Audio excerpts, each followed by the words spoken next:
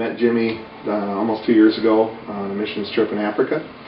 I was working in a village in northern Ghana, and this little boy wandered into our work site. He was kind of in tough shape, and we learned that he had been basically abandoned at a very young age and living on his own in the streets. And he looked every bit of it. There were 11 of us from the area here that traveled together, and God really tugged at our heartstrings when this little boy entered our lives at that point.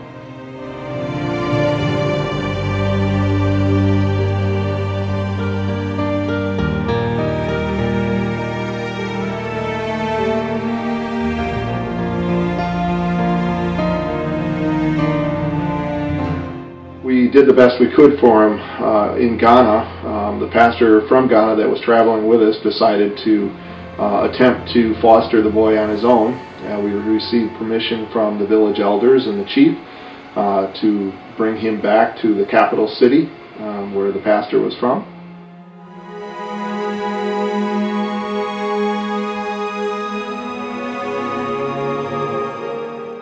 Jimmy traveled back to the capital city with us, and the pastor attempted to foster Jimmy. The pastor's wife had been in a horrific car accident and had some physical challenges that were very demanding of her time and pastor's time. At that time they decided that it would be in Jimmy's best interest to take him to a boarding school where he would receive education and care.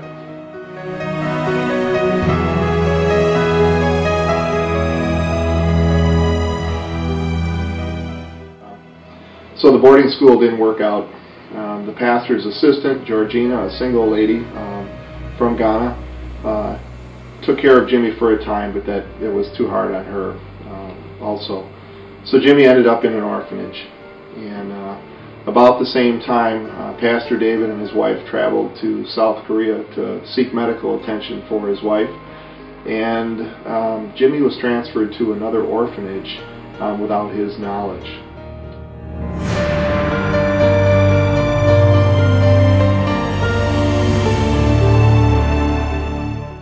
This past spring, our friend Don Shire, whom you've enjoyed listening to tonight, traveled back to Ghana for a conference, and we had asked Don while he was there if he would just track Jimmy down and see how he was doing.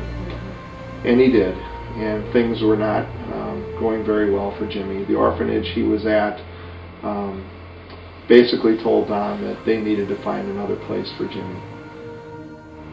We came to the church and asked everyone to pray. And for 2 months, without break, people prayed every day for the situation. And it was during that 2 months that the Lord started to pry open my heart to adoption.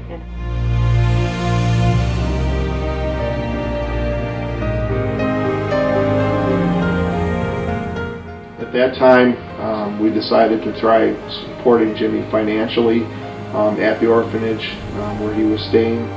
And at the same time, God was basically starting to work on us, I think, from the aspect of obedience. We knew that He had a plan for Jimmy, and somehow or another we were fitting into it.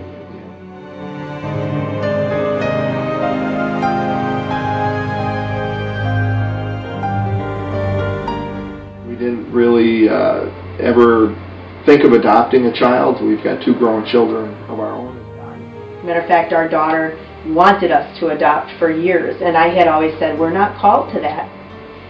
But I felt, and Mike felt, that God was calling, and it was His Word that gave us the courage to step forward.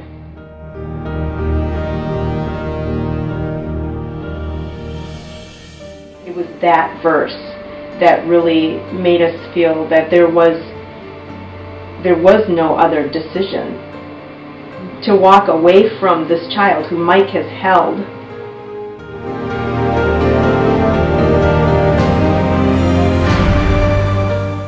We just, this time, couldn't turn our face and walk away.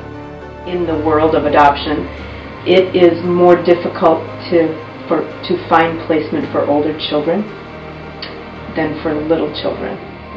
And it's no different in Ghana. Babies are sought after, but 11-year-olds aren't. 11-year-olds with histories like Jimmy's also present some hesitations for people who are considering adoption. And so speaking with a social worker over there, the social worker said that finding an adoptive family for Jimmy would be very difficult there. We've started the adoption process. We're almost near completion on the U.S. side of things. There are still a few more details to work out in Ghana. And when they all come together, if that's what God has in store, then Jimmy will be coming to America. So we are moving forward completely trusting that we serve a great and mighty and powerful God, and that He will work the plan that is best for Jimmy's life, with us or without us.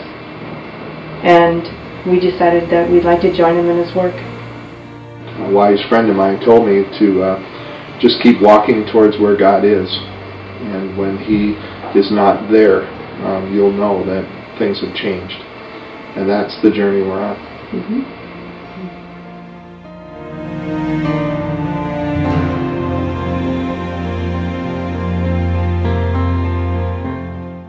Hello. Mama Mama. and Dada, Dada. I love you. I love you. Hello, Hello. Mama Mama. and Dada. Dada. This is Jim. I said Jimmy. I love you. I love you. Amen. Amen.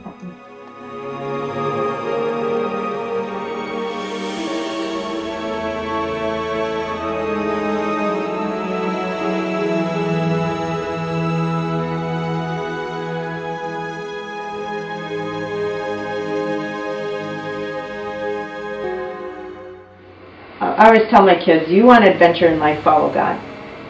He will take you on the greatest adventure of your life.